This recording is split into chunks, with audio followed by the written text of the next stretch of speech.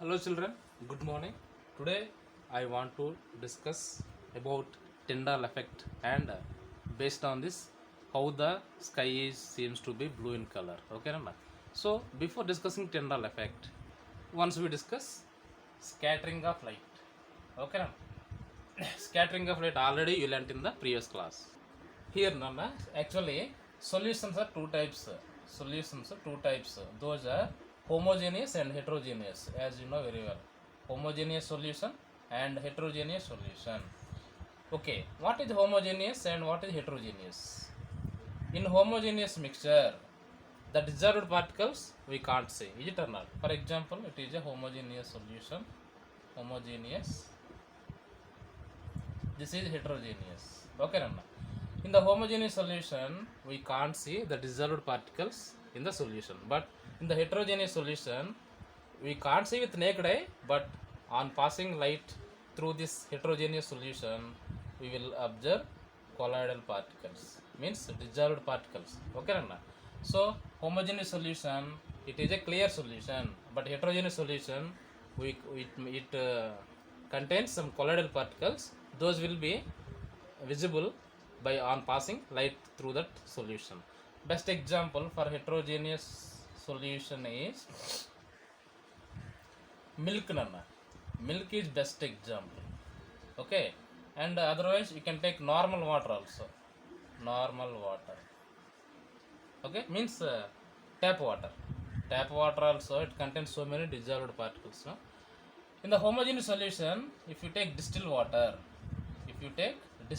we can't see any particles. Okay, but in the tap water we can see that. Okay, just see, I will show that one. See, now it is just tap water only. I am sending light. You can see path of the light because it contains some dissolved particles. Okay, Nana? So how can we see this one? Because the particles in this water obstruct the beam of light. Okay, Nana? So that is what we call scattering. When light passes through a certain particles, what we call colloidal particles, the path of the light will be scattered in different directions. Means here the light on striking this particle, it will be redirected. Is it or not? Redirected. Okay, this process is what we call scattering of light. Okay, now what is meant by Tyndall effect? The scattering of light by colloidal particles.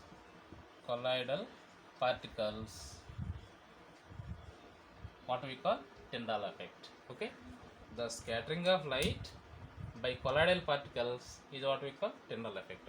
What is scattering? The direction of the light will be redirected on striking the particles, undissolved particles. Okay, so this Tyndall effect will be very clearly we can observe when light passes through canopy.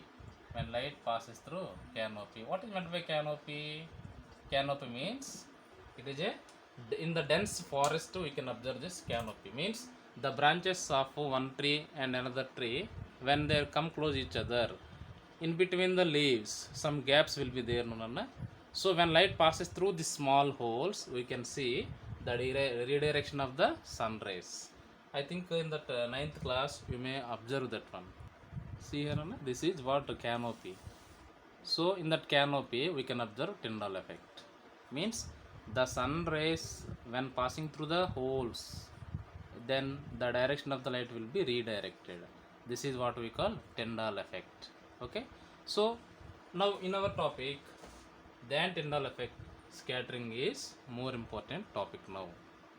Scattering of light actually depend on size of the particles. Scattering of light depend on size of the particles. When light passes through certain particles, definitely it gives certain colors. Okay, so if the size of the particle is fine, means very small, when light passes through small size particles, the color is blue. Means the scatter light will be visible as blue color. And if the particles are large means we can observe red color. Okay now. And large enough means more larger, then we can see white. See, three different colors we can observe. Scattering of the light mainly depend on size of the particles.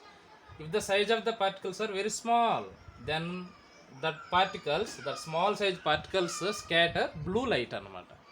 Already I told you, different colors have different wavelengths. Yes, blue color has less wavelength, red color is more wavelength. Means in our atmosphere, so many particles, dust particles and etc., hydrogen gas, oxygen gas will be there, no?